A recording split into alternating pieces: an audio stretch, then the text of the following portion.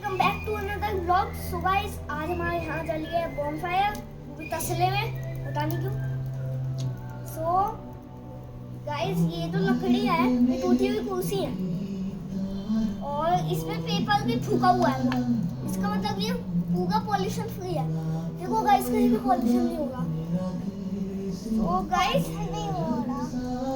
तेरा फोन भी डाल दो उसमें।